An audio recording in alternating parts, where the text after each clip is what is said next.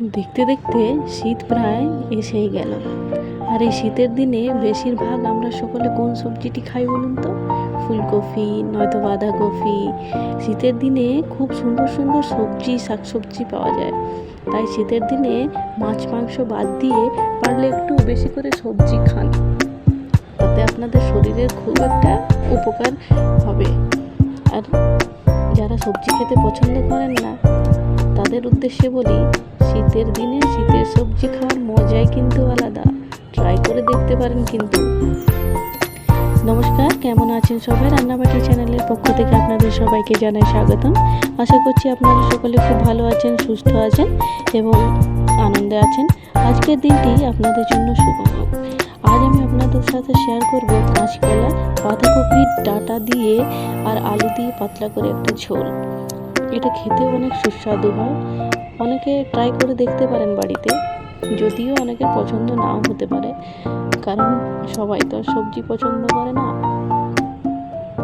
চলুন দেখে নিন আমি কিভাবে সবজিটি বানাচ্ছি। আর আপনারা সকলে খুব ভালো আছেন তো? আমার এখানে কিন্তু প্রচুর গাড়ি ঘোড়ার আওয়াজ হয়, তাই সবাই পারলে একটু আওয়াজটা অ্যাভয়েড করে নেবেন। দেখুন, প্রথমে আমি তেল গরম করে নিয়েছি এবং তাতে করে পেঁয়াজ আর টমেটোগুলো একসাথে দিয়ে ভেজে নেব। এতে করে আমার রান্নাটা খুব তাড়াতাড়ি হবে এবং সময়টা খুব বেঁচে যাবে। এরপর আস্তে আস্তে করে আমি হলুদ গুঁড়ো, জিরে গুঁড়ো এবং পরিমাণ মতো নুন দিয়ে নাড়াচাড়া করে নেব।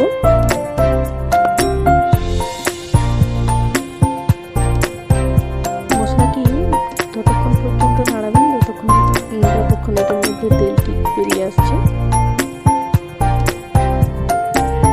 মশলাটি আমার ভালো করে ভাজা হয়ে গেছে, বেশি ভাজবো না, খুব অল্পই ভাজবো। এরপর আমি ফুলকপির ডাঁটাগুলো দিয়ে দেবো, তার সাথে আলু। ফুলকপির ডাঁটা এবং আলুগুলো দিয়ে আমি এটিকে ভালো করে নেড়ে চেড়ে কষিয়ে নেব।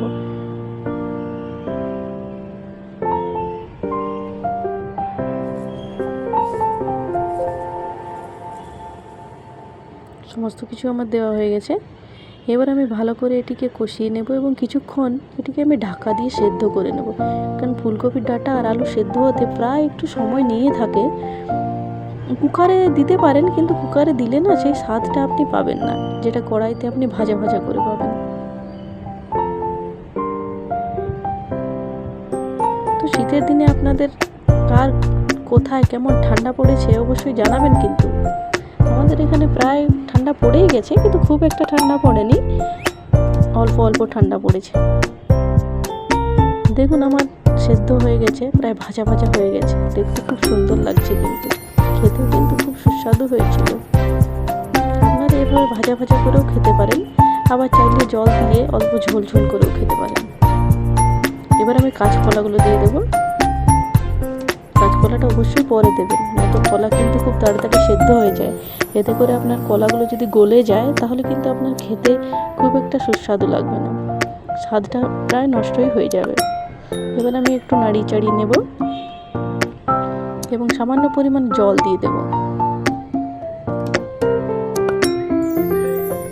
আমরা প্রায় শীতের দিনে বাঁধাকপির ডাঁটা, ফুলকপির ডাঁটা এসব খেয়েই থাকি। আপনারা কারা কারা ফুলকপি, বাঁধাকপির ডাঁটা এসব পছন্দ করেন? এগুলো কিন্তু সর্ষে বাটা দিয়ে খুব সুন্দর লাগতো, কিন্তু আমি সর্ষে বাটা দিইনি, আজকে পাতলা করে ঝোলই বানাবো।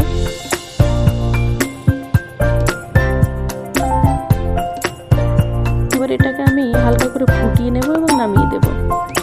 চলুন, আমার রান্নাটি যদি আপনাদের ভালো লেগে থাকে অবশ্যই লাইক, কমেন্ট এবং শেয়ার করবেন। ততক্ষণের জন্য ভালো থাকবেন। আবার দেখা হবে আপনাদের সাথে নতুন একটি রেসিপির ভিডিও নিয়ে। সুস্থ থাকুন।